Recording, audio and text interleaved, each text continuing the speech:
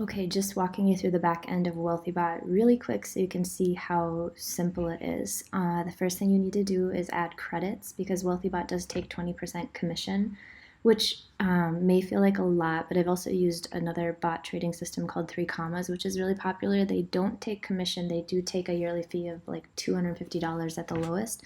But I've found so far that WealthyBot, even after commissions are taken out, I'm still making significantly more money, and it's so much easier to do.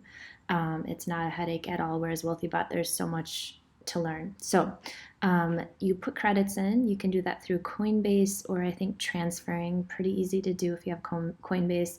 As you can see, I've put a lot of credits in, but the good news is that that is like confirmation of how much I'm making in profits. So you just take from your profits to put in credits and you keep going. So you're really never having to take from your pocket for it, which is really nice. And then you set this up, you go to exchanges, I believe, and you add an exchange. And so whether you have Coinbase Pro or Binance.us, you just go to them, you connect the API to one of these two, and then you'll have an exchange in there. Pretty easy to do. And then from there, the last step is to just set up your traders, and that means set up your bots. So there are pre-selected coins you can use. So to add a trader or to add a bot that will go in and out and buy and sell for you while you're sleeping, you just, let's say we're creating a Bitcoin bot, just give it a name it whatever you want. Realistically, you'll probably only have one on this list, maybe two. I've just played around with things a lot over the last year. So you'd select your exchange, and then you would choose which coin you want to use, and these are the ones that are here currently. They've chosen the coins based on one stable coin, so like Bitcoin, Ethereum. Look, I just had a buy order. Bitcoin, Ethereum, ADA, some of those, Litecoin, Sol, but it has some others like Doge and Shiba Inu because they have a higher volatility. And with bots, when you have a higher volatility, you actually can make more money because on the ups and downs, that's where you really make the money. So having a nice balance of the two is good. So anyways, you just come in here, you pick your coin, and then I always choose up down. It's a more aggressive strategy, but it's worked for me. You can change the profit percentage, but the founders have tested this a lot and they find that 1.8% tends to be a really good setting. So I just leave it there. If you want, you can get a stop purchase amount. So say you don't want to purchase above 75,000 for Bitcoin on this next upswing, or you could set that wherever you wanted. Because as a long trading bot, the only thing that you really want to be somewhat cautious of is if your bot goes in and buys at like 75,000 and that was the peak of that bull run and then it drops down after that for say a month or a year, well, that trade is going to be stuck at 75,000 until it comes back up.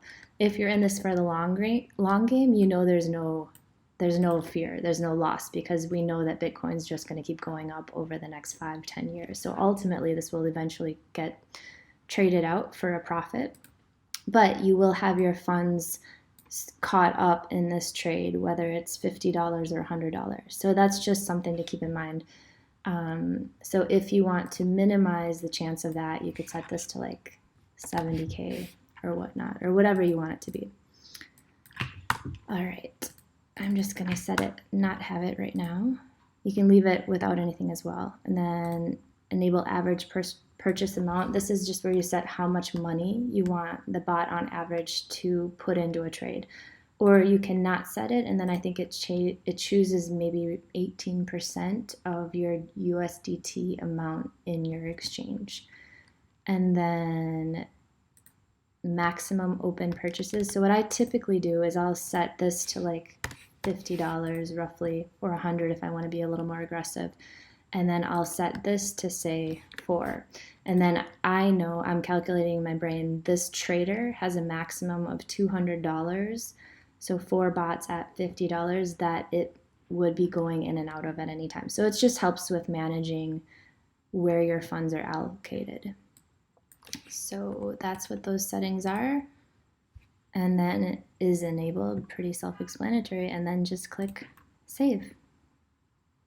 And now your bot is starting, and you just wait for it to make its first buy offer, and then purchase transactions. This shows all of the bots that have gone in and bought something.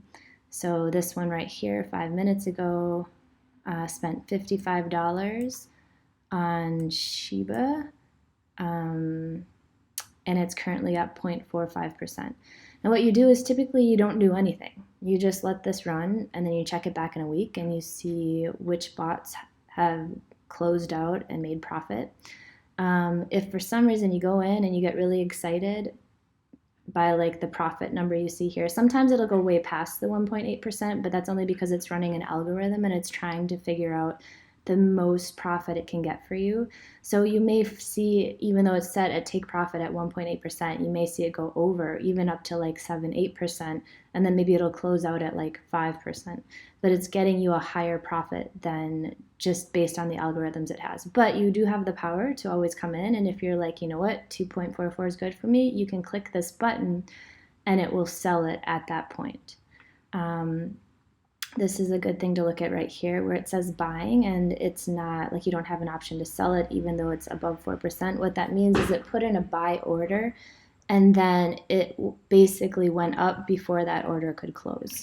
So this is kind of a null and void or wait for it to go back down kind of situation. So a lot of these were just ones that like a month ago they went in when it was a little bit higher. So I'm just waiting for the next bull to go up, and then those will close out at profit eventually. So sometimes it can feel disheartening, but it's not, because this is the long run. So all this eventually is going to be profit no matter what, unless we were to, you know, Bitcoin were 100% to tank, but we know that's not going to happen. So and then sales transactions. This is where you go in and you can see your profits. So this is today. About a half an hour ago, I made $1.27 on Shiba. Let's go down this whole page. And 10, 15, 3 days ago, these are all the profits I've made in this far right column. Probably over $100, I'm guessing.